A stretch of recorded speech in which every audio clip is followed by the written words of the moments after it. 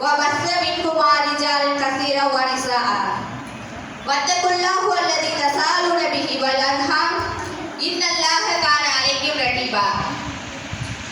உங்கள் முன் எனக்கு கொடுக்கப்பட்டுள்ள தலைப்பு தியாகத்தில் வளர்ந்த இஸ்லாம்.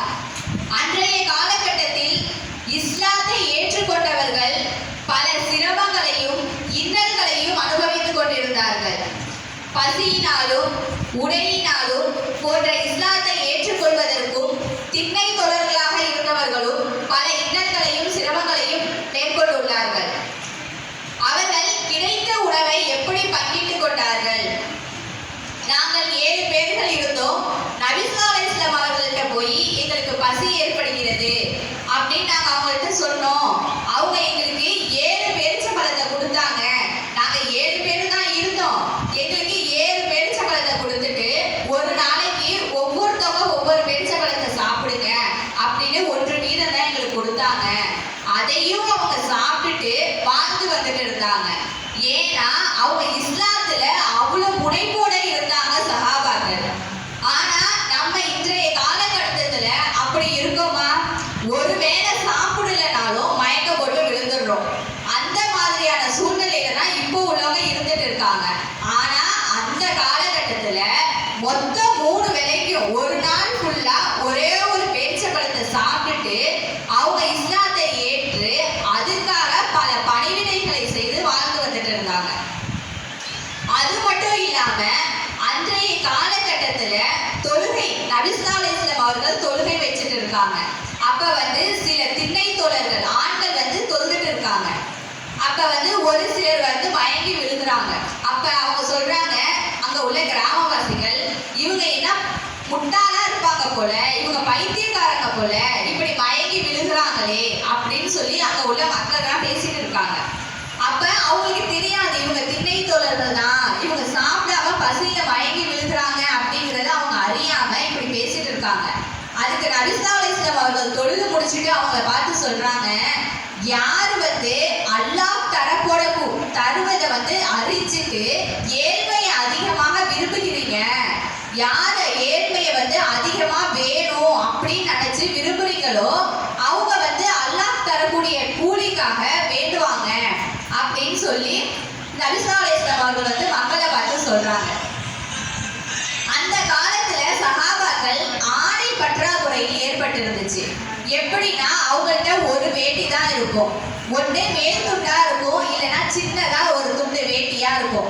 அவங்கள்ட்ட ஒன்று வேட்டி கட்டியிருப்பாங்க, அது மட்டும் தான் இருக்கும். அந்த வேட்டி எப்படி இருக்குன்னா அவங்க குனிஞ்சு சஜிதா செய்ய முடியாது, எதுவும் பண்ண முடியாது. அவ்வளவு சின்ன ஆடையா பற்றாக்குறையா அவங்களுக்கு இருந்துட்டு இருந்துச்சு.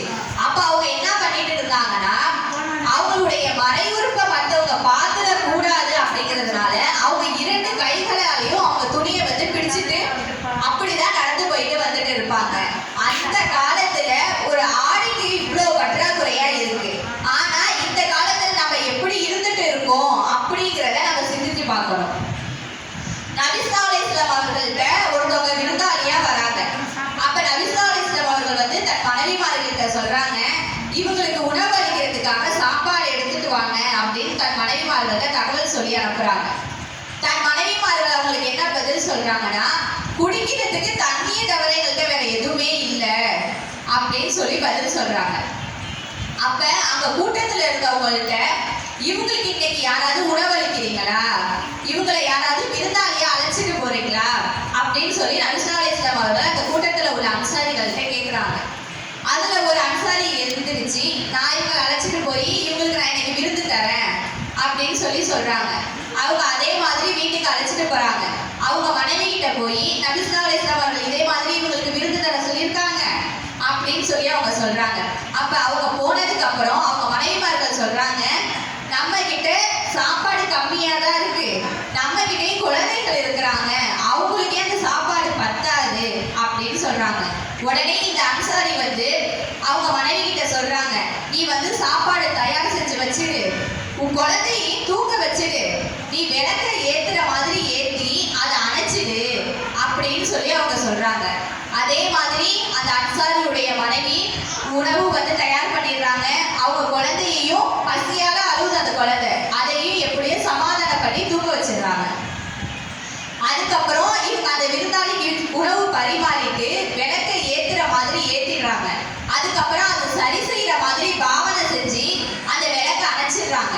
அணைச்சிட்டு அவங்க விருந்தாளியோடய உட்கார்ந்துருக்காங்க.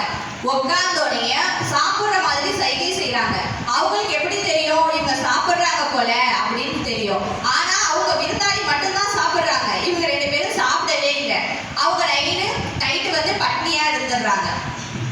அப்ப அந்த அன்சாரி காலையில விடிச்சதுக்கு அப்புறம் நபி ஸல்லல்லாஹு அலைஹி வஸல்லம் அவங்கள்ட்ட போறாங்க.